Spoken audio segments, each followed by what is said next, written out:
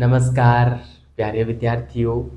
आ, राजपूतों की उत्पत्ति वाला टॉपिक हम पढ़ रहे थे और पिछली क्लास में हमने राजपूतों की देसी उत्पत्ति के सिद्धांत जो थे वो हमने देख लिए थे और लगभग ये टॉपिक ख़त्म ही होने को था। 2-3 लाइनें और बची थी कि लाइट चली गई। पिछली क्लास में लाइट ने काफ़ी परेशान किया और कभी कट ऐसे 2-3 बार वीडियो को एडिट करना पड़ा मुझे, क्योंकि 15-20 मिनट पढ़ाया फिर लाइट चली गई, फिर पढ़ाया फिर लाइट चली गई, तो काफ़ी दिक्कतें आई, है ना। लेकिन मैंने उनको मर्ज करके अपलोड कर दी। तो कल की क्लास में हम कुछ छोड़ दिए थे, उसको आगे से थोड़ा सा, मतलब छोड़े तो कुछ नहीं है।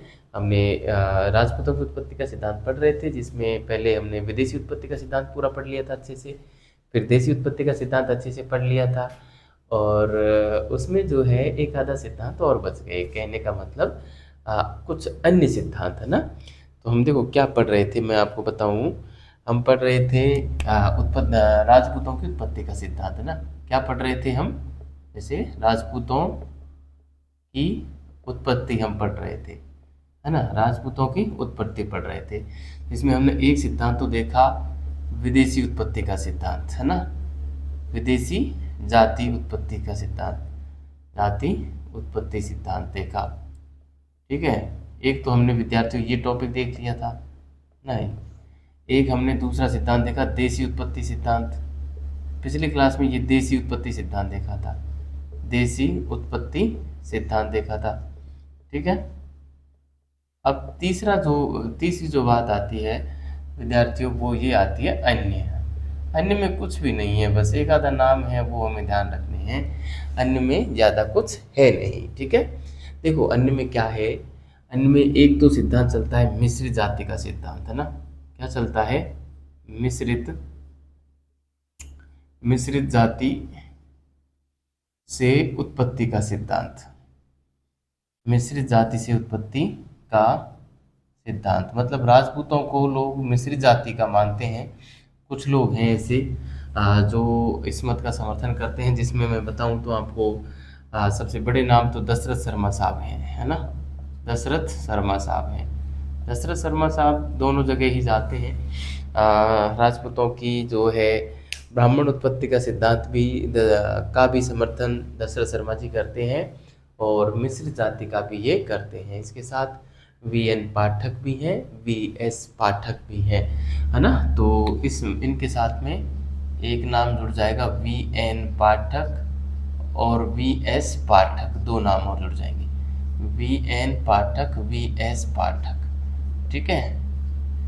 तो ये हो गए विद्यार्थियों मिश्रित जाति से उत्पत्ति का सिद्धांत हो गया, ठीक है। दूसरा सिद्धांत है ब्रह्म छात्र सिद्धांत, है ना। ब्रह्म छत्र सिद्धांत,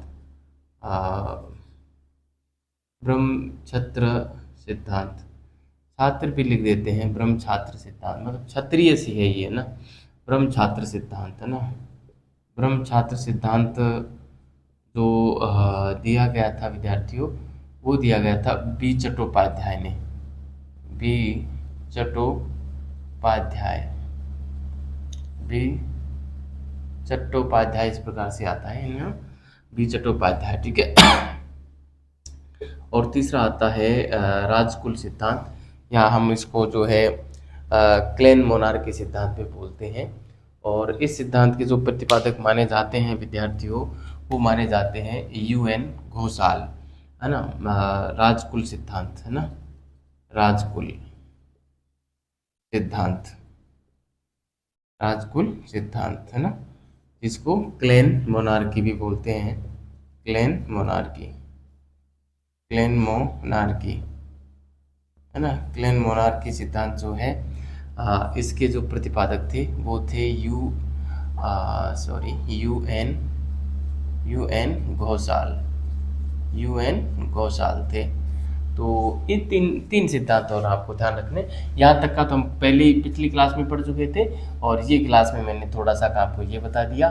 और अब ये जो राजपूतों की उत्पत्ति का जो एक मिश्रित सिद्धांत चलता है, एक व्यापक सिद्धांत चलता है, वो मैंने आपको बताया। एक जो कॉमन जो सिद्धांत है वो मैंने आपको बताया।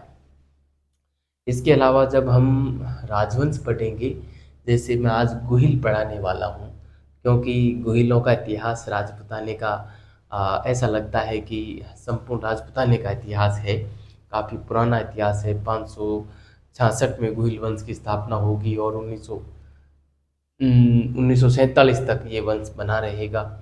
इतना लंबा जिसका कार्यकाल रहा हो, जिसमें महाराणा कुंभा, महाराणा सांगा, रावल रतन सिंह, महाराणा प्रताप, महाराणा राज सिंह, महाराणा अमर सिंह जैसे महान विभूतियाँ हुई हों, ऐसे ऐसे दिग्गज शासक हुए हों जिनका अ, मतलब जिनके अकेले अकेले व्यक्तियों के ऊपर और कई कई पीएचडियाँ की गई हों, ऐसे महान शासक जिस वंश में हुए हों, उस वंश का गौरवगान अपने आप में एक मतलब बहुत बड़ी बात हो जाती है। तो उसको हम सबसे पहले पढ़ेंगे। तो गुहिलों को जब हम पढ़ेंगे तो गुहिलों की उत्पत्ति का सिद्धांत देखेंगे। फिर चौहानों को जब हम पढ़ेंगे तो हम चौहानों की उत्पत्ति का सिद्धांत देखेंगे। और सॉरी, इसी प्रकार जब हम कछवाहों को पढ़ेंगे तो कछवाहों की उत्पत्ति का सिद्धांत देख लेंगे। ठीक है, तो इस प्रकार से विद्यार्थियों हम आगे बढ़ते चले जाएंगे। तो अब मैं डालता हूँ यहाँ पे हेडिंग गुहिल राजवंश। ठीक है, मेवाड़ के गुहिल आप डाल दीजिए और गुहिल राजवंश को हम पढ़ेंगे। मैं इसको मिटा रहा हूँ और अब हम जो है राजवंशों की ओर आते हैं विद्यार्थियों। ठीक है विद्यार्थियों, मैं आपको बता दूं राजवंशों से सवाल बहुत कम आते हैं और राजवंश इतने विशाल अपने क्षेत्र को घेरे हुए हैं कि उसमें हम ज़्यादा फंसेंगे नहीं। ठीक है, तो राजवंशों से मैं ये दावा नहीं करूँगा कि मैं जो पढ़ाऊँगा वो पर्याप्त रहेगा। मैं जो पढ़ाऊँगा उसमें से सवाल आ ही जाएगा, इसका मैं दावा नहीं करूँगा। लेकिन इतना मैं ज़रूर कह दे रहा हूँ, जितना मैं पढ़ाऊँगा उतना पढ़ के आप चले जाना, इससे ज़्यादा शायद आपको पढ़ने की आवश्यकता रहेगी नहीं। ठीक है, क्योंकि इससे ज़्यादा पढ़ोगे तो आप उलझ जाओगे। वहाँ से 2-3 सवाल ये आते हैं, 2-3 सवालों के चक्कर में हमको पोथे नहीं पढ़ने मोटे मोटे, है ना। और चूंकि मैं खुद काफ़ी डिटेल में करवाऊंगा, ऐसे ऐसे घास नहीं काटी जाएगी मेरे से। मैं कोई भी टॉपिक पढ़ाऊंगा तो डिटेल से ही पढ़ाऊंगा, है ना। तो आप मस्त रहना और जितना मैं पढ़ा रहा हूँ उतना ही पढ़ लेना। कहने का मतलब मैं इसमें दावा नहीं करूँगा, जैसे मैं अन्य टॉपिकों में दावा कर देता हूँ कि सवाल सारा वहीं से आ जाएगा। दरअसल उसके पीछे कारण ये रहता है कि मैं उसको पूरा 360 डिग्री समेट लेता हूँ। लेकिन यहाँ पे इतने सारे शासक हैं कि प्रत्येक शासक के बारे में पढ़ पाना बड़ा मुश्किल है। उनका पूरा जीवन गुजरा है उन शासकों का अपने कार्य को करते करते, तो कैसे हम उनको जो है समेट सकते हैं, है ना। तो इस वजह से और विद्यार्थियों हम जो है दावा नहीं कर सकते। ठीक है, तो मैं हेडिंग डालता हूँ गुहिल वन, मेवाड़ के गुहिल, है ना। मेवाड़ के गुहिल इम्पोर्टेंट है, मेवाड़ के गुहिल। इनके बारे में मैं सबसे पहले बताऊंगा उत्पत्ति के बारे में कि आखिर ये थे कौन, है ना। मेवाड़ के गुहिल उत्पत्ति। तो देखिए विद्यार्थियों, 6ठी सदी में मेवाड़ में गुहिल वंश की सॉरी 6ठी सदी में और मेवाड़ में गुहिल वंश की स्थापना हुई। आखिर ये गुहिल कौन थे, इसके संबंध में कई मत प्रचलन में हैं। तो उन मतों को मैं यहाँ पे रखने वाला हूँ। ठीक है, तो सबसे पहले मैं मत रख रहा हूँ यहाँ पे अबुल फजल का, फिर हम रखेंगे टौड़ का, है ना, फिर हम रखेंगे गोपीनाथ शर्मा जी क्या कहते हैं, ओझा साहब क्या कहते हैं, है ना। इनका हम मत रखते हैं विद्यार्थियों। तो मैं यहाँ पे रखूँ, देखो कर्नल जेम्स टोड क्या कहते हैं, 1 नंबर पे मैं रख देता हूँ कर्नल जेम्स टोड का मत। ठीक है, 1 नंबर पे मैं रखता हूँ विद्यार्थियों कर्नल, ये कर्नल थे, सेना में थे, है ना, इसलिए इनको पद था ये कर्नल जेम्स टोड। ठीक है, कर्नल जेम्स टोड। राजस्थान का जो क्रमबद्ध इतिहास लिखा वो सबसे पहले कर्नल जेम्स टोड ने लिखा था, इसलिए राजस्थान इतिहास लेखन के जनक जो है कर्नल जेम्स टोड को कहा जाता है। और कर्नल जेम्स टोड की पुस्तक का नाम क्या है ये आप मुझे बताएंगे, क्योंकि मैं कई बार बोल चुका हूँ। ठीक है, तो कर्नल जेम्स टोड ने क्या कहा कि मेवाड़ के गुहिल कौन थे। तो कर्नल जेम्स टोड के अनुसार मेवाड़ के जो गुहिल थे वो गुजरात में जो वल्लभी पड़ता है, वल्लभी के जो शासक थे उनका नाम था शिवादित्य, उनकी संतान थे ये लोग, है ना। तो टोड के अनुसार वल्लभी शासक, वल्लभी कहाँ पड़ती है, गुजरात में। वल्लभी शासक, वल्लभी शासक शिवादित्य की संतान, शिवादित्य की संतान माना, है ना, की संतान माना। ठीक है, मतलब कनरजन टोड ने गुहिलों को और जो है वल्लभी के शासक शिलादित्य की संतान, सॉरी शिवादित्य की संतान माना था। ठीक है, शिवादित्य की संतान माना था। इसके अलावा हम बात करें अबुल फजल की, तो अबुल फजल ने जो ईरान के आदिल नौसेखा थे, ईरान के आदिल नौसेखा उनकी संतान माना था। ठीक है, ईरान के आदिल नौसेखा की संतान माना था। ठीक है, तो मैं यहाँ पे दूसरे नंबर पे मैं लिखना चाहूँगा का अबुल फजल, है ना, अबुल फजल का नाम। अबुल फजल अकबर के दरबारी थे, है ना, जिन्होंने अकबरनामा ग्रंथ लिखा। काफ़ी फेमस ये व्यक्ति थे। ठीक है, शिला, सॉरी विद्यार्थियों, ये शिवा नहीं शिलादित्य है, सॉरी ये शिला है ना, शिला, शिलादित्य है। ठीक है, शिलादित्य की संतान माना।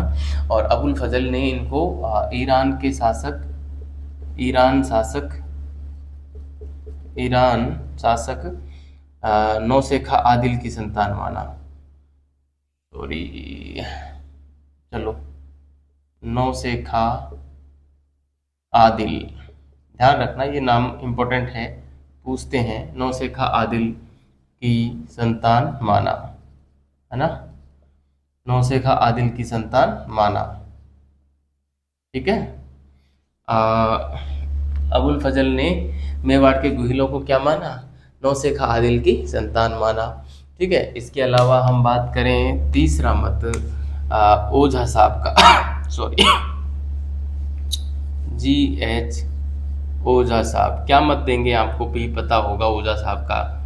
ओझा साहब का मत एक ही आएगा कि राजपूत कौन थे, सूर्यवंशी क्षत्रिय थे, है ना। तो इन्होंने, हम यहाँ पे लिखेंगे इन्होंने, इन्होंने गुहिलों को या मेवाड़ के गुहिलों को, वो तो सभी गुहिल आ जाएंगे इसमें, है ना, मेवाड़ के गुहिलों को, मेवाड़ के गुहिलों को सूर्यवंशी क्षत्रिय कहा, सूर्यवंशी क्षत्रिय, सॉरी सूर्यवंशी क्षत्रिय माना, क्योंकि क्योंकि इनके क्योंकि इनके ध्वज व सिक्कों पर, क्योंकि इनके ध्वज व सिक्कों पर सूर्य का अंकन होता था, है ना, सूर्य का अंकन होता था, सूर्य का अंकन होता था। और इस कारण इनको मतलब मेवाड़ के गुहिलों को हिंदू व सूरज भी और उपाधि दी थी, किसने, ओझा ने, है ना।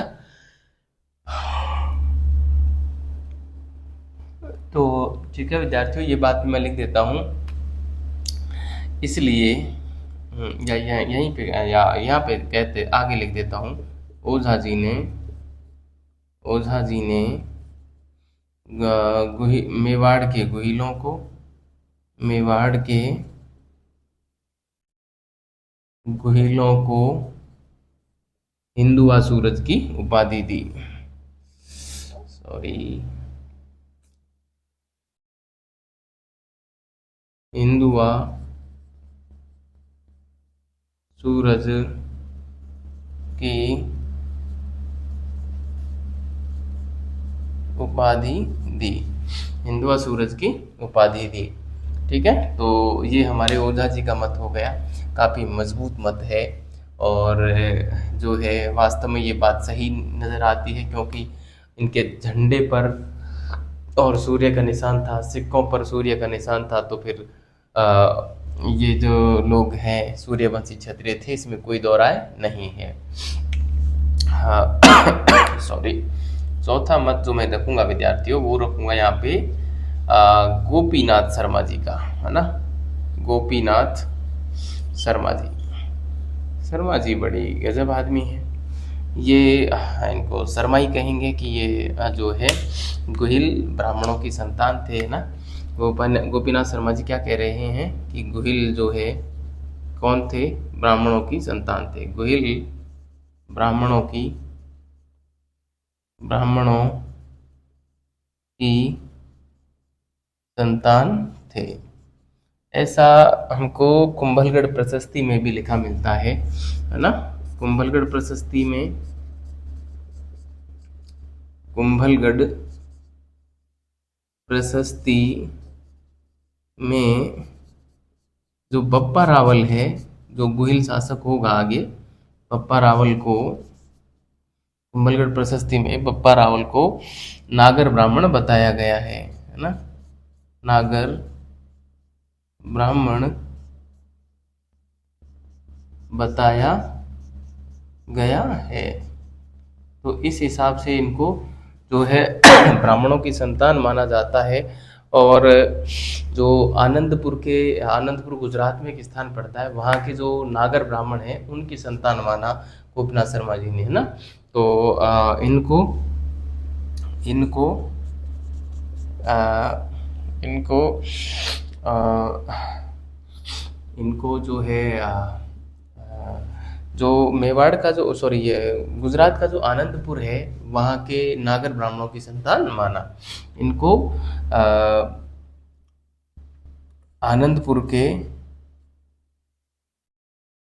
आनंदपुर गुजरात में पड़ता है ना, मैं गुजरात शॉर्ट में लिख रहा हूँ। इनको आनंदपुर के नागर ब्राह्मणों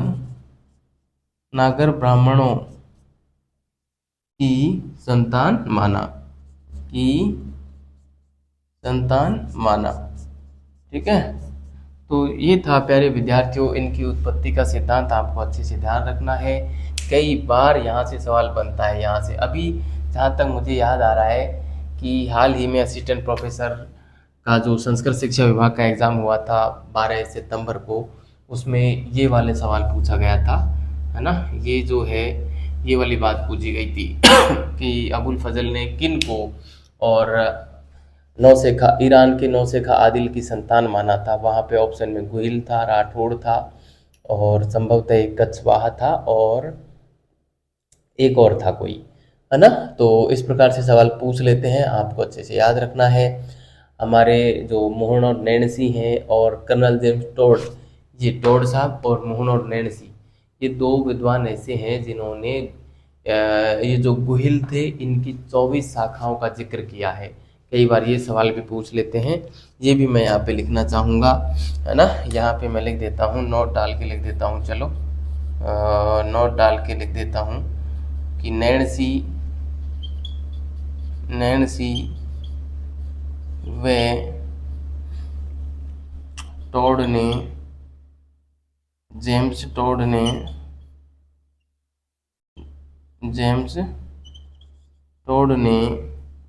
गुहिलों की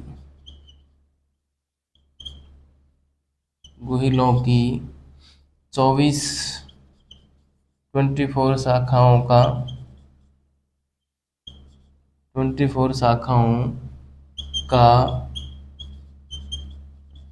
जिक्र किया है ना, मतलब उल्लेख किया है, ठीक है। तो ये विद्यार्थियों हो गया हमारा उत्पत्ति का सिद्धांत। आप इसको अच्छे से उतारें, ठीक है। आपने उतार ही लिया होगा। अब मैं इसको मिटा रहा हूँ और अब हम आते हैं गुहिल वंश की स्थापना किसने की थी और कब की थी, कौन वो था व्यक्ति जिसने स्थापना की और किस प्रकार से उसका वंश आगे बढ़ा, वो सारी बातें हम यहाँ पे करेंगे। मैं इसको मैं इसको जो है मिटा रहा हूँ, आप इसको उतारें और हम जो है आगे की बात करने वाले हैं, ठीक है। ठीक है विद्यार्थियों, तो अब हम मेवाड़ के गुहिल वंश की स्थापना पढ़ेंगे और फिर हम जो है इसके प्रमुख शासक पढ़ेंगे, ठीक है। एक एक बेसिक परिचय था जिसमें हमने उत्पत्ति को देखा, है ना। देखना भी चाहिए, उत्पत्ति से सवाल बनते हैं, अधिकतर सवाल उत्पत्ति से ही बनते हैं, क्योंकि आगे इतिहास में से तो सवाल बहुत कम पूछते हैं, और इतिहास में से सवाल पूछते हैं तो वो एक तरीके से कला संस्कृति को जोड़कर पूछते हैं विद्यार्थियों। सवाल कैसे, कला संस्कृति को कैसे जोड़ते हैं, जैसे विश्व वल्लभ एक विद्वान हुआ था, वो किस सॉरी मंडन मिश्र नामक विद्वान किस शासक के दरबार में हुआ था, ऐसे सवाल पूछते हैं, है ना। तो वो महाराणा प्रताप के दरबार में हुए थे, है ना। सॉरी।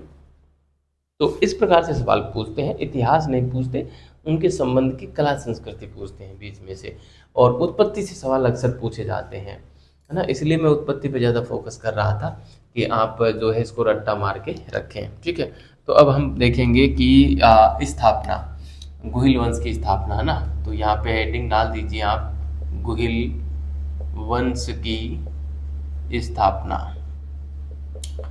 गुहिल वंश की स्थापना में विभिन्न कहानियाँ मिलती हैं, लेकिन मैं कहानियों को ना सुना के और जो है सीधा चला आता हूँ। यहाँ पे एक व्यक्ति हुआ था गुहिल नाम का, उसको, जिसको गुहिलादित्य या गुहादित्य भी बोला जाता है, उसने गुहिल वंश की स्थापना 566 ईस्वी में की थी। और जो ऊंदरी गांव का एक भीलों का सरदार था मंडलिक, उसने इनका राज्याभिषेक किया था। इनके पिता का नाम जो है अभी हमने यहाँ पे पढ़ाई था, शिलादित्य था, और माता का जो नाम था वो था पुष्पावती, ठीक है। कहते हैं कि ये गुजरात के शासक थे, जो कर्नल जेम्स टॉड की कहानी जो हमें मिलती है कि गुजरात के शासक थे, वहाँ पे जो है इनका शासन था बढ़िया वल्लभी में। और जब सॉरी, कहते हैं कि जब पुष्पावती गर्भवती थी तो ये मंदिर में गई थी पूजा के लिए, उसी समय इनके राज्य पर आक्रमण हुआ, और उस आक्रमण में शिलादित्य और उनका पूरा परिवार मारा गया, और पुष्पावती अकेली बच गई। पुष्पावती को पता चला कि अपने राज्य पे आक्रमण हो रहा है, तो वो एक गुफा में जाके छिप गई, और उस गुफा में जाके एक बच्चे को जन्म दिया। गुफा में जन्म होने के कारण इसको गुहादित्य नाम पड़ा, गुहादित्य या गुहलादित्य, और कालांतर में वो नाम गुहिल हो गया, जिसने आगे चल के भीलों की सहायता से, और मंडलिक नामक एक भील था, उसने इनका राज्याभिषेक करके एक तरीके से भीलों का राजा बना दिया चित्तौड़ वाले क्षेत्र में आकर। चित्तौड़ क्या, उधर नागदा वगैरह में ही इनको शासक बनाया था। चित्तौड़ में तो बप्पा रावल आएंगे। फिर गुहिल के जो वंशज हुए उसमें एक नाम नागादित्य हुआ, जिसको महेंद्र भी नाम मिलता है। वो बड़ा ही अत्याचारी शासक था और भीलों पे अत्याचार करता था। तो भीलों ने ही तो इनको बसाया, उन्हीं के ऊपर अत्याचार हो रहा था, तो भील बड़ी खतरनाक अंदाज में हो गए, और भीलों ने मिलकर और नागादित्य के पूरे परिवार को नष्ट कर दिया। लेकिन नागादित्य का पुत्र था, उसको कमलावती नामक ब्राह्मणी के वंशजों ने उसको बचाया, और जो नागदा के पास पाशुपत संप्रदाय के कुछ ऋषि थे, उनके पास आश्रम में उस बच्चे को छोड़ के आ गए, और उस बच्चे का नाम बाद में बप्पा रखा गया, जिसको हम बप्पा रावल भी बोलते हैं, कालभोज भी नाम मिलता है। तो उसके बाद की फिर कहानी हम पढ़ेंगे। पहले मैं ये वाली कहानी जो मैंने अभी बोल के सुनाई है, इसको मैं यहाँ पे एक मोटे मोटे तौर पे लिख देता हूँ। देखो विद्यार्थियों, मैं राजवंशों को पूरी भाषा देकर, पूरी शब्दावली देकर नहीं लिखाऊंगा, नहीं पढ़ाऊंगा। मैं बस शॉर्ट में लिखा, और बात पूरी बता दूंगा, लेकिन शॉर्ट में बताऊंगा, पूरी भाषा दे के नहीं लिखूंगा। जैसे इसकी स्थापना इसने की थी, वो सारे नहीं। जैसे मैं लिखूंगा संस्थापक फलाना सिंह, पिता ये, माता ये, कैसा खत्म, इसका पिता ये था, और इसके गर्भ से इसका जन्म हुआ, और वो सारी बातें ऐसे कहाँ भाषा दे के नहीं लिखूंगा मैं, ठीक है। तो आप इस प्रकार की कोई शिकवा या अपने मन में गिला मत रखना कि सर क्वालिटी के साथ कॉम्प्रोमाइज़ कर रहे हैं, क्योंकि जहाँ पे क्वालिटी देनी होगी मैं वहाँ पे प्रॉपर दूंगा, क्योंकि यहाँ पे क्वालिटी की आवश्यकता नहीं है। किसी भी एग्जाम में राजवंशों को इतना डिटेल में नहीं पूछा जाता, ठीक। तो आइए, मैं यहाँ पे गुहिल वंश की स्थापना में मैं सबसे पहले नाम डालता हूँ संस्थापक। संस्थापक संस्थापक कौन थे? गुहिल थे। गुहिल या गुहिलादित्य या गुहादित्य। क्यों नाम पड़ा अभी मैंने बता ही दिया, गुफा में जन्म होने के कारण, है ना, गुफा में जन्म होने के कारण। और किसके अनुसार है ये? कर्नल जेम्स टोड के अनुसार है। पिता कौन थे इनके पिता? गुहिल के पिता, है ना, गुहिल के पिता थे शिलादित्य, जैसा कि अभी हमने लिखा शिलादित्य, है ना, शिलादित्य पिता थे, जो कि वल्लभी के वल्लभी के शासक थे। माता कौन थी? सॉरी, माता थी पुष्पावती। माता कौन थी? पुष्पावती थी, है ना। और इनका जो राज्याभिषेक किया था विद्यार्थियों, वो राज्याभिषेक किसने किया? मंडलिक ने किया था, भील सरदार मंडलिक ने, जो कि ऊंदरी गांव का भील सरदार था, है ना। तो मैं बताऊं इनका राजा समय, समय भी हम लिख देते हैं। समय क्या था? 566 ईस्वी में, और इसने स्थापना की, 566 ईस्वी में स्थापना की, है ना, 500 गुहिल वंश की स्थापना, है ना। और राज्याभिषेक किसने किया? राज्याभिषेक, राज्याभिषेक किसने किया? तो ये किया था ऊंदरी गांव, ऊंदरी गांव के भील सरदार मंडलिक ने किया। ऊंदरी गांव के भील सरदार मंडलिक ने किया, ठीक है, समझ गए होंगे इतना। ऊंदरी सॉरी, ऊंदरी गांव के भील सरदार मंडलिक ने, और जो है इसका गुहिल का राज्याभिषेक किया। और सॉरी, इस प्रकार से गुहिल वंश की स्थापना गुहिल के द्वारा कर दी जाती है, ठीक है। कब कर दी जाती है? 566 में कर दी जाती है ना। एक बात और हम लिखेंगे यहाँ पे, गुहिल को इस प्रकार से, जो गुहिल वंश का जो आदि पुरुष माना जाता है, या मूल पुरुष माना जाता है, या संस्थापक माना जाता है, वो कौन माना जाता है? गुहिल को माना जाता है ना। इस कारण स्थापना की थी, इस कारण, है ना। मैं यहाँ पे लिखना चाहूंगा, आप तो पूरी भाषा देख देख के लिखना कि गुहिल वंश की स्थापना करने के कारण। चलो मैं लिख ही देता हूँ, गुहिल वंश की स्थापना करने के कारण गुहिल को आ, इस वंश का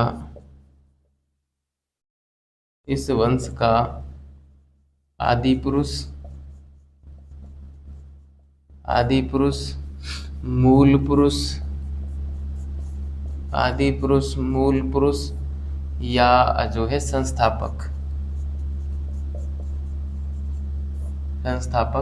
माना जाता है, संस्थापक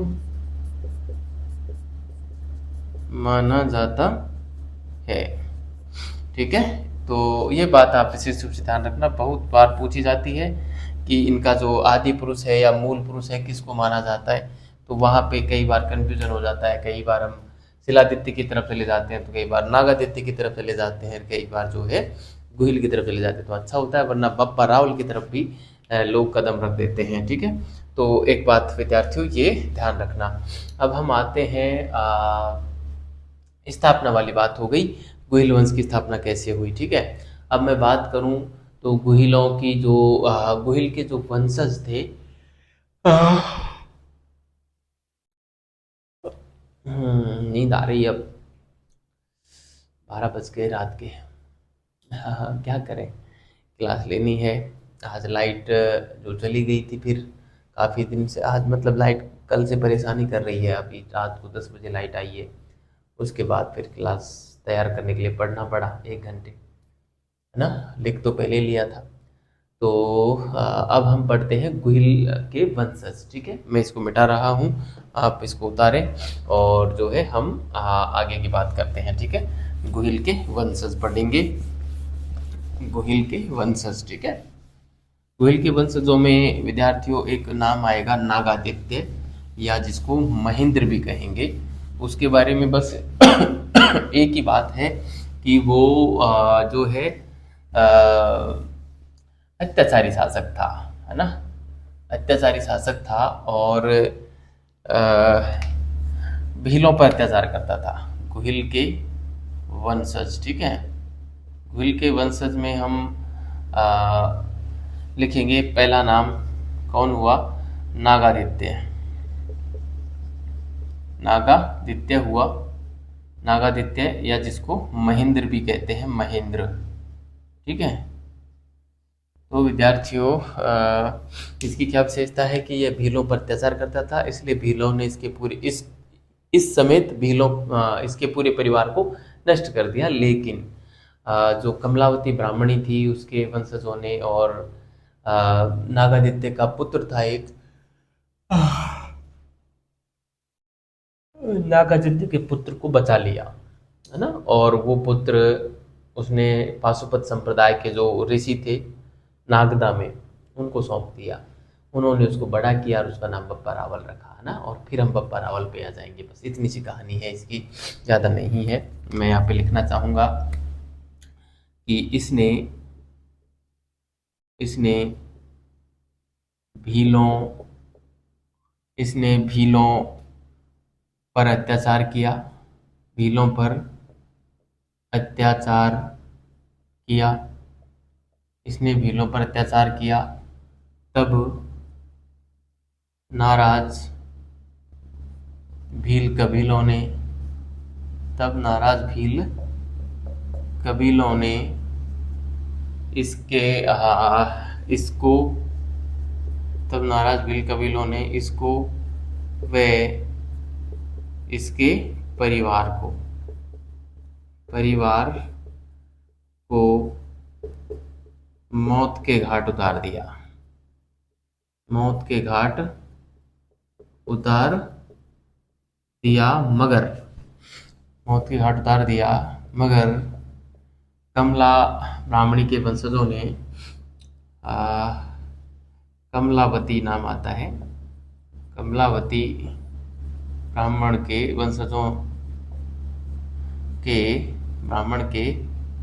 वंशजों ने कमलावती ब्राह्मणों के वंशजों ने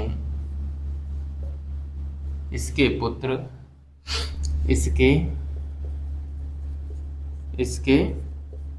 पुत्र को अपना पुत्र बताकर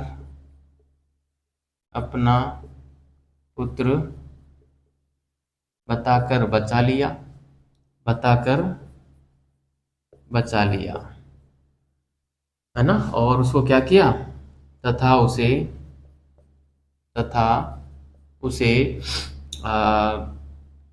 पाशुपत, ये ध्यान रखना, ये संप्रदाय का नाम पूछते हैं, पाशुपत संप्रदाय के आचार्यों के पास छोड़ दिया। पाशुपत संप्रदाय के आचार्यों के पास छोड़ दिया, है ना। पाशुपत संप्रदाय के जो आचार्य थे उनके पास इसको छोड़ दिया था, ठीक है। और यह जो बच्चा था यही बप्पा रावल कहलाया, है ना। मैं यहाँ पे लिखना चाहूँगा, यही बालक इतिहास में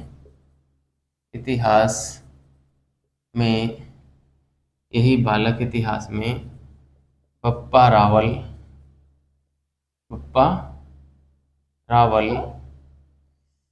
यही बालक इतिहास में बप्पा रावल या कालभोज कहलाया। कालभोज और बप्पा रावल को एक ही पुरुष मानने वाले व्यक्ति ओझा साहब हैं, सॉरी, कहलाया, ठीक है।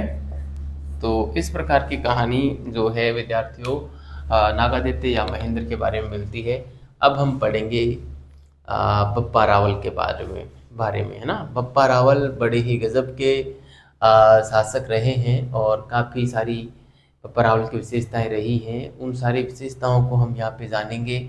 और विद्यार्थियों में बता दूं, बप्पा रावल से सवाल आने के चांसेस रहते हैं, इसलिए हमें बप्पा रावल को विशेष रूप से और सॉरी, डिटेल में पढ़ना है ना। तो दूसरे नंबर पे मैं हेडिंग डाल देता हूँ यहाँ पे, बप्पा रावल। ठीक है, बप्पा रावल। ठीक है, कुछ लोग काल भोज जैसे ओझा साहब, गौरी शंकर हीराचंद ओझा कहते हैं कि यह बप्पा रावल और काल भोज दोनों एक ही व्यक्ति थे। रणकपुर प्रशस्ति में इन दोनों को अलग अलग बताया गया है। ठीक है, तो अब हम बप्पा रावल के बारे में बताएं तो वही जो हारित ऋषि था, पाशुपत संप्रदाय का आचार्य था हारित ऋषि, उन्हीं की गायों को ये चराता था कहते हैं। और एक दिन हारित ऋषि ने ये कहा कि आपको आपका राज्य मिल जाएगा। तो कहते हैं कि हारित ऋषि के आशीर्वाद से, और इसने जो है जो अंतिम मौर्य शासक था, सॉरी अंतिम मौर्य शासक क्या, राजपुतानी में और मौर्य शासक मान मोरी को पराजित करके, और इसने चित्तौड़ वाले क्षेत्र पर और गुहिल वंश की स्थापना की, है ना। जो है हाँ, चित्तौड़ में गुहिल वंश की स्थापना करता है, और इस प्रकार से जो है ये शासन प्राप्त करता है। ठीक है, तो ये वाली बात हम यहाँ पे लिखेंगे। उसके अलावा फिर बप्पा रावल के बारे में कई सारी बातें और मिलती हैं।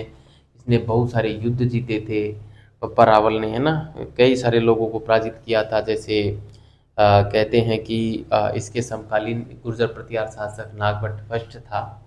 नागभट्ट फर्स्ट के साथ मिलकर बप्पा रावल ने, और जो हमारे क्या नाम से गजनी के शासक थे, उनको पराजित किया था। उसमें एक नाम सलीम का मिलता है। वर्तमान में पाकिस्तान में एक स्थान है रावलपिंडी, है ना, वहाँ से एक ट्रेन भी चलती है जिसको रावलपिंडी एक्सप्रेस बोलते हैं। और रावलपिंडी के रहने वाले ही पाकिस्तान के एक प्रसिद्ध क्रिकेट खिलाड़ी रहे थे, जो कि बॉलिंग करने में बड़े ही माहिर थे, बहुत ही फास्ट गेंद वो फेंकते थे, जिनका नाम शोएब अख्तर था। और वो फास्ट गेंद फेंकते थे, इसलिए उस बॉलर को भी रावलपिंडी एक्सप्रेस के नाम से जाना जाता था। तो वो जो शहर है रावलपिंडी, वो इस बप्पा रावल ने ही बसाया था। अपने नाम के पीछे जो रावल लगा हुआ है, उस रावल को ही उसने वहाँ पे रावल नाम देकर और उस स्थान को रावलपिंडी नाम दिया था। ठीक है, तो ये सारी इस प्रकार की घटनाएं मिलती हैं। नागदाम में इसने सास बहू का मंदिर बनवाया। सहस्त्र बाहु का मंदिर था, लेकिन वो कालांतर में सास बहू का मंदिर के नाम से कहलाने लगा। मेवाड़ में जो है पहली बार मुद्रा का प्रचलन इसी ने किया था। सोने का एक सिक्का चलाया, 115 ग्रेन का सिक्का होता था, इसलिए इसको मेवाड़ में और मुद्रा व्यवस्था का जनक माना जाता है ना। इस प्रकार की बात जो है मिलती है। रणकपुर प्रशस्ति में इन दोनों को अलग अलग बताया गया है। कुंभलगढ़ प्रशस्ति में बप्पा रावल को विप्र कहा गया है ना। जबकि जो रसिया की छतरी का लेख है, उसमें बप्पा को और गुहिल का पुत्र नहीं, गुहिल को बप्पा का पुत्र बताया गया है। कुछ इस प्रकार की बात है। जब मैंने अभिलेख पढ़ाए थे वहाँ पे मैंने बताई है बात। टेस्ट सीरीज में भी वो डाली है, टेस्ट सीरीज में आपको बहुत अच्छे से मिलेगा। तो मेरी टेस्ट सीरीज है, उसमें से सवाल अभिलेखों से यदि कोई सवाल आता है तो बाहर नहीं जाएगा, क्योंकि टेस्ट सीरीज का जो मैंने प्रश्न बनाए हैं वो गजब के सवाल बनाए हैं, डिटेल में उसकी व्याख्या डाली है। जो भी विद्यार्थी टेस्ट सीरीज देना चाहे, टेस्ट देना चाहे, टेस्ट सीरीज से जुड़ना चाहे, तो ये जो कॉन्टैक्ट नंबर दिख रहे हैं इस पे मेरे से संपर्क कर सकते हैं। आपको नाम मात्र के शुल्क में और टेस्ट सीरीज उपलब्ध हो जाएगी। ठीक है, तो विद्यार्थियों बप्पा रावल से संबंधित जो जो बातें मैंने अभी बोली वो बात मैं यहाँ पे लिखना चाहूँगा। ठीक है, तो देखो क्या क्या हम लिखेंगे। सबसे पहले तो हम लिखेंगे कि हारित ऋषि के आशीर्वाद से, हारित हारित ऋषि के आशीर्वाद, हारित ऋषि के आशीर्वाद से, हारित ऋषि के आशीर्वाद से बप्पा रावल ने, बप्पा रावल ने मान मौर्य शासक, मौर्य शासक मान मौरी को पराजित करके, मान मौरी को पराजित करके, मान मौरी को पराजित करके और चित्तौड़ में गुहिल राज्य की स्थापना की। चित्तौड़ में गुहिल राज्य की स्थापना की। ध्यान रखना, गुहिल राज्य की स्थापना चित्तौड़ में की है ये, ठीक है। किसने की है? बप्पा रावल ने। जबकि गुहिल वंश का संस्थापक कौन था, है ना? तो कौन था? गुहिल था। लेकिन गुहिल वंश की चित्तौड़ में स्थापना, गुहिल राज्य की चित्तौड़ में स्थापना करने वाला कौन है? बप्पा रावल है। जबकि चित्तौड़गढ़ दुर्ग को और गुहिलों की राजधानी बनाने वाला पहला शासक चैत्र सिंह होगा। विद्यार्थियों, मैं बताऊं आपको, चैत्र सिंह आगे एक शासक बनेगा। और चैत्र सिंह के समय दिल्ली का एक सुल्तान हुआ करता था, इल्तुतमिश। उस इल्तुतमिश ने और चैत्र सिंह के ऊपर आक्रमण किया करीब 1226-27 में। और नागदा का एक भूताला का एक जबरदस्त युद्ध हुआ, जिसका जानकारी हमें चीरवा का शिलालेख भी देता है, जो 1273 का है। तो उस भूताला के युद्ध में और 1225-26 के समय, उस समय इनकी जो राजधानी हुआ करती थी गुहिलों की, वो नागदा हुआ करती थी। तो इल्तुतमिश ने उस नागदा को भ्रष्ट नष्ट कर दिया, बिल्कुल उसको जो है उजाड़ दिया था। तो उसके बाद फिर चित्तौड़गढ़ दुर्ग को राजधानी बनाता है कौन? चैत्र सिंह। ठीक है, कब? 1200 करीब 26-27 में, 27 में मान लो आप, तो क्योंकि 26-27 का वो मिलता है, क्योंकि इल्तुतमिश जो है 26 में आया होगा अभियान लेकर, 27 में चित्तौड़ पहुंचा होगा दिल्ली से, क्योंकि उस जमाने में इतना समय लग जाता था, इसलिए 26-27 डेट मिलती है। ठीक है, तो 27 में युद्ध हुआ होगा, 27 में नागदा उजाड़ दिया होगा, तो फिर 27 में जाके चित्तौड़ को राजधानी बनाया होगा चैत्र सिंह ने। ठीक है, तो यहाँ पे ध्यान रखना, स्थापना और चित्तौड़ में गुहिल राज्य की स्थापना और वंश की स्थापना में अंतर होता है, ध्यान रखना, है ना। वंश तो जैसे किसी एक व्यक्ति का और उसके बाद चलने वाले लोगों का होता है, जिनका कोई जरूरी नहीं कि शासन हो, लेकिन वंश तो होता है। जैसे अभी हम शासन नहीं कर रहे कहीं पर भी, लेकिन हमारा वंश तो है। जैसे मैं चौहान हूँ, ठीक है। अब आप पूछोगे सर चौहान वंश के संस्थापक कौन है, तो वासुदेव को माना जाता है, बिजोलिया अभिलेख में लिखा है। वासुदेव जो थे चौहान वंश के संस्थापक थे। हम खुद, हमारे जो घर वाले हैं वो हमसे कहते आए कि हम सूर्यवंशी क्षत्रिय हैं, और चौहानों को सूर्यवंशी क्षत्रिय बताने का ओझा साहब ने भी किया है। इसलिए मैं ओझा साहब का भी समर्थन करता हूँ, अधिक समर्थन ओझा साहब का ही करता हूँ। और वास्तव में बात है भी यही कि ओझा साहब ने जो तर्क दिया वो गजब का तर्क था। राजपूत जो थे वो यहीं की संतान थे, यहीं पैदा हुए थे, किसी और विदेशी जाति ने उनको पैदा नहीं किया था, सीधी सी बात है ना। तो हाँ, आप समझ गए होंगे, वंश तो हमारा भी होता है लेकिन हमारा राज्य नहीं होता। हम यदि राज्य की स्थापना कर लें तो फिर फिर राज्य का संस्थापक अलग हो जाएगा और वंश का संस्थापक अलग हो जाएगा। ठीक है, समझ गए होंगे आप। तो ये बात हो गई। और इस समय इसने जो है नागदा को अपनी राजधानी के रूप में बनाया था। और ठीक है, नागदा को जो है इसने इनकी राजधानी नागदा ही रही है शुरुआत में। और मैं बात करूं का मतलब काल भोज की, तो काल भोज की कुछ उपाधियां भी विद्यार्थियों में मिलती हैं। जैसे एक तो मिलती है चकवे की उपाधि, मतलब दिशाओं को जीतने वाला। और एक मिलती है हिंदुआ सूरज। हिंदुआ सूरज तो गुहिलों को कहा ही जाता था, है ना। तो मैं यहाँ पे लिख सकता हूँ इसकी उपाधि, है ना। उपाधि क्या मिलती है? एक तो मिलती है हिंदुआ सूरज, हिंदुआ सूरज, ठीक है, ये ध्यान रखना, उपाधि पूछते हैं विद्यार्थियों। और दूसरी मिलती है चकवे। चकवे, ठीक है, चकवे का मतलब होता है दिशाओं को जीतने वाला, दिशाओं को दिशाओं को जीतने वाला, है ना। दिशाओं को जीतने वाला, ठीक है। इसके अलावा विद्यार्थियों मैं बताऊं आपको सॉरी, इस कारण बप्पा रावल को गुहिल वंश का वास्तविक संस्थापक भी माना जाता है। चित्तौड़ में गुहिल राज्य की जो स्थापना की, इस कारण, है ना। तो मैं यहाँ पे लिखूंगा बप्पा को, सॉरी, बप्पा रावल को, बप्पा रावल को गुहिल वंश का, गुहिल, देखो यहाँ पे वंश लिखा है, यहाँ पे राज्य लिखा है ना, ये थोड़ा सा ध्यान रखना। गुहिल वंश का वास्तविक है ना। जबकि ऐसे कौन है गुहिल वंश का संस्थापक? गुहिल है। लेकिन वास्तविक संस्थापक पूछे तो बप्पा रावल करना है ना। बप्पा रावल को गुहिल वंश का वास्तविक संस्थापक माना जाता है। वास्तविक संस्थापक माना जाता है ना। वास्तविक संस्थापक माना जाता है। ठीक है, तो ये बात आपको ध्यान रखनी है। इसके अलावा मैं बात करूं तो विद्यार्थियों, अ, बप्पा रावल ने कई सारे युद्ध भी जीते थे, जिसमें से एक तो जो है इसने गजनी के जो शासक था सलीम को पराजित किया था, है ना। किसके साथ मिलकर? गुर्जर प्रतिहार शासक जो था नागभट्ट फर्स्ट, उसके साथ मिलकर, है ना।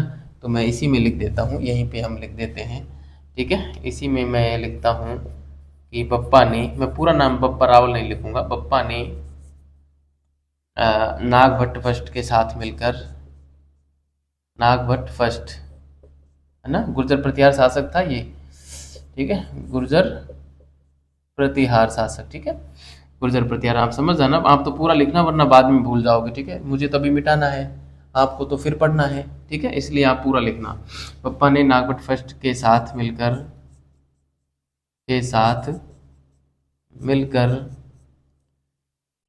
कई गजनी शासकों को पराजित किया।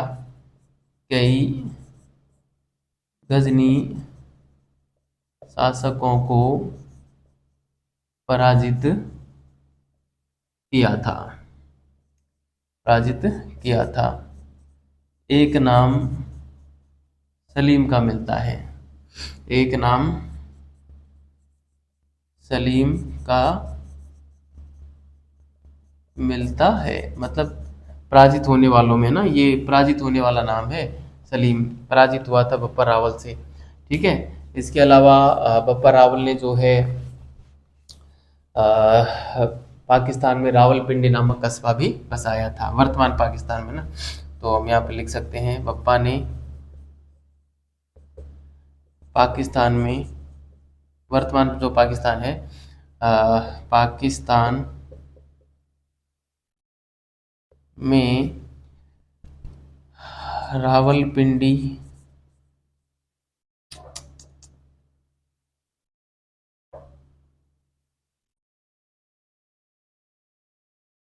रावलपिंडी कस्बा या कोई शहर कह सकते हैं भी बसाया था। अब तो बड़ा शहर हो गया होगा ये, खैर पाकिस्तान में कभी गए नहीं हैं, लेकिन पक्का बड़ा हो गया होगा, उस ज़माने में बसाया गया है तो। ठीक है, तो यहीं के ही रहने वाले थे। शोएब अख्तर थे, क्या है, अभी भी हैं। अभी रिटायरमेंट लिया है उन्होंने कुछ दिनों पहले ही। गजब की गेंदबाजी करते थे, नाम चलता था उनका उस ज़माने में। 150 की स्पीड से गेंद को फेंकते थे वो लोग, है ना। क्या नाम से, शोएब अख्तर, पाकिस्तान के क्रिकेटर। अब हम आते हैं विद्यार्थियों, इसको मिटाता हूं मैं, और अभी बप्पा रावल के बारे में कुछ और बातें हैं उनको मैं लिखूंगा। उससे पहले मैं इसको जो है मिटा के अगली स्लाइड पे आता हूं। आपने इसको उतार लिया होगा, ऐसी मुझे आशा है। और विद्यार्थियों, आपको मज़ा भी आ रहा होगा इतिहास को पढ़ने में। ठीक है, राजवंश थोड़े से जो है शुरुआत में बोरिंग महसूस हो सकती है, लेकिन राजवंशों को पढ़ाते पढ़ाते मैं आपको इतना डिटेल में ले जाऊंगा, मतलब इतना रोचकता में ले जाऊंगा कि आपको फिर इसमें इतिहास में मजा आने लगेगा। क्योंकि शुरुआत जब रहती है ना, किसी चीज़ की शुरुआत ही कठिन होती है विद्यार्थियों, उसके बाद तो फिर उसमें हमको मजा आने लगता है, फिर हम उसको जीने लगते हैं, है ना। और इतिहास को, ये मेरा दावा है कि जब तक आप पूरा पाठ्यक्रम पढ़ चुके होंगे मेरे से, तब तक आप इतिहास को इतना जी पाएंगे कि फिर आप ये भूल जाएंगे कि हमें परीक्षा पास करनी है इतिहास पढ़कर। हम इतिहास, फिर आप यही कहोगे कि हम इतिहास इसलिए पढ़ रहे हैं कि हम इतिहास रच सकें। ठीक है, तो आप मस्त रहिए और बिना टेंशन के आप मुक्त रूप से पढ़ते रहिए बस। ठीक है, देखिए बप्पा ने और क्या क्या किया बप्पा ने। तो बप्पा ने मेवाड़ में मेवाड़ में पहली बार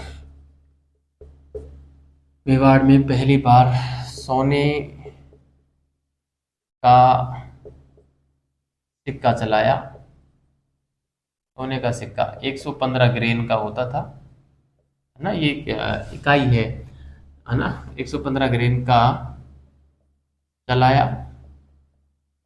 इस कारण इस कारण बप्पा को इस कारण बप्पा को मेवाड़ में इस कारण बप्पा को मेवाड़ में मुद्रा प्रणाली का जनक भी कहा जाता है।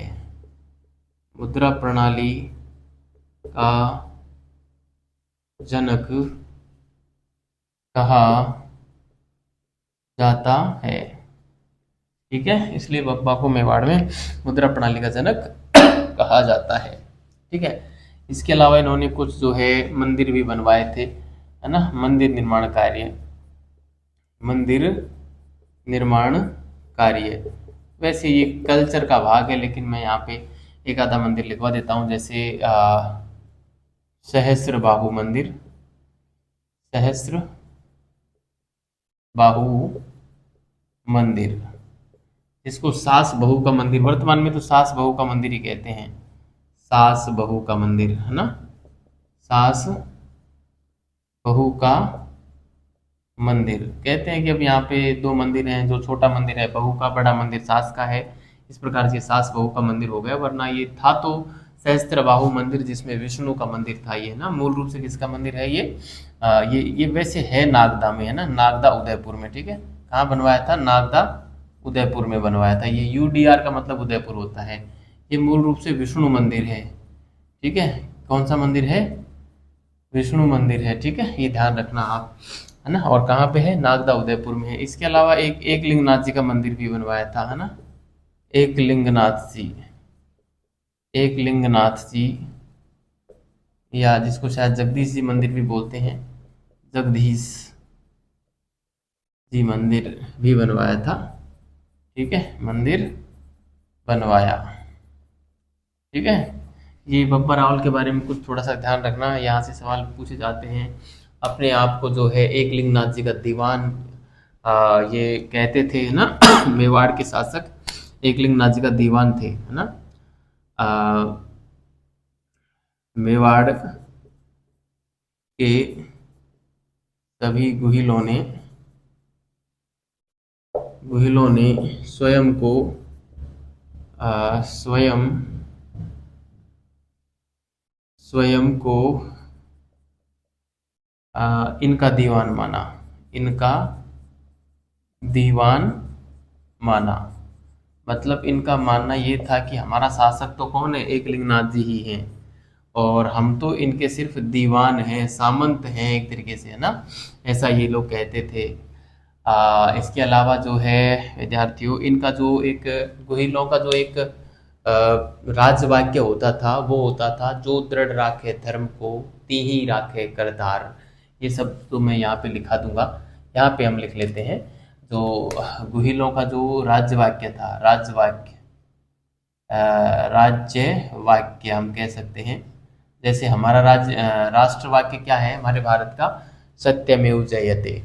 उसी प्रकार इनका था, जो दृढ़ राखे धर्म को तीही राखे करतार। यानी कि जो धर्म को दृढ़ रखता है, उसकी लाज वो करतार रखता है, वो परमात्मा रखता है ना। जो दृढ़ राखे धर्म को, जो दृढ़ राखे धर्म को, जो दृढ़ राखे धर्म को तीही राखे करतार, है ना। जो दृढ़ राखे धर्म को तीही राखे करतार। ठीक है, तो ये राज्य वाक्य है, इसको आप ध्यान रखना। इसके अलावा विद्यार्थियों, बप्पा रावल से संबंधित और क्या क्या बातें हैं? कुछ बप्पा रावल के संबंध में दंत कथाएं भी प्रचलित हैं, है ना। कि बप्पा रावल के पास 12,75,000 की सेना थी। बप्पा रावल जो है सॉरी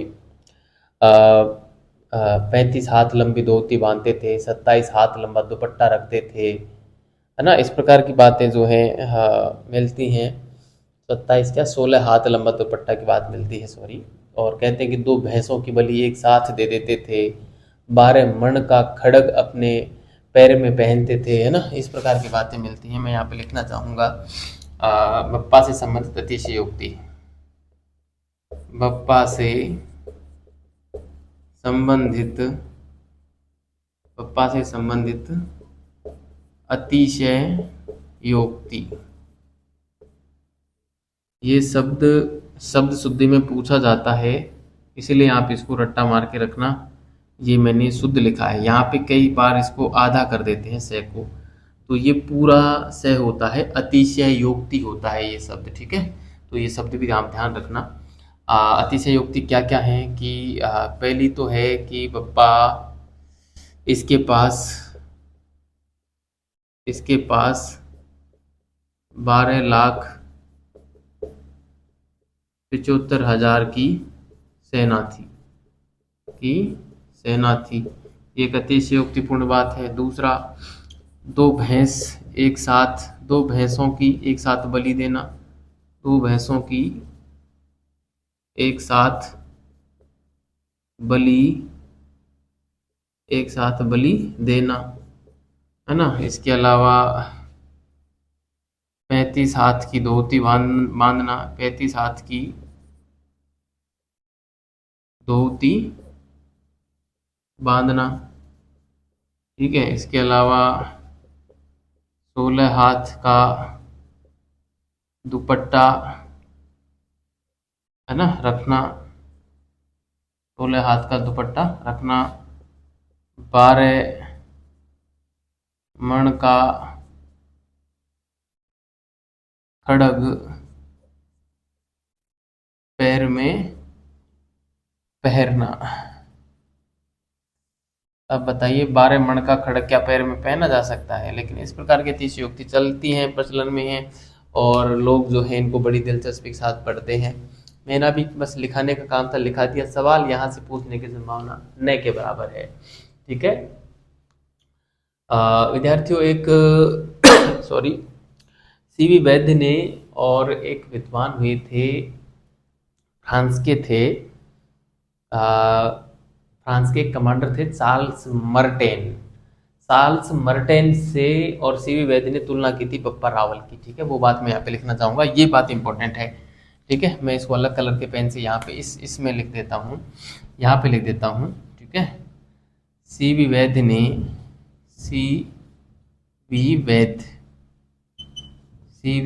ने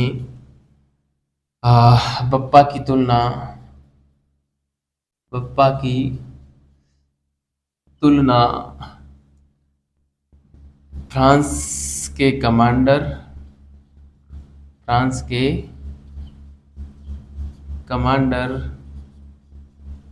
चार्ल्स मर्टेन से की चार्ल्स मर्टेन से की, ठीक है। एक बात तो हो गई ये। इसके अलावा विद्यार्थियों, और इसके हम बारे में क्या लिख सकते हैं कि रणकपुर प्रशस्ति में कालभोज और बप्पा रावल को अलग अलग बताया गया है ना। रणकपुर प्रशस्ति, है ना। रणकपुर प्रशस्ति क्या कहती है, ये हम आगे पढ़ेंगे इसके बारे में। वैसे मैंने पढ़ा दिया है रणकपुर प्रशस्ति को, है ना। इसमें मैंने पहले पढ़ा दिया है, ज़्यादा नहीं बताऊंगा। कालभोज व बप्पा अलग अलग हैं, ऐसा लिखा है, ठीक है। कुंभलगढ़ प्रशस्ति में बप्पा को विप्रवंश का बताया, मैं नहीं बताऊंगा, ऐसे इतने सारे नहीं लिखूंगा, क्योंकि मैं बता चुका हूं पहले, रिपीट नहीं करूंगा। और इन दोनों को एक व्यक्ति बताने वाला, मैं यहाँ पे लिख देता हूं, इन दोनों को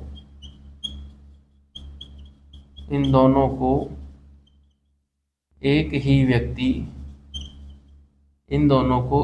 व्यक्ति कौन बताते हैं? एक ही व्यक्ति बताने वाले ओझा हैं। GH ओझा साहब है ना, ओझा साहब हैं, ठीक है। गौरी शंकर हीराचंद ओझा साहब हैं, ठीक है।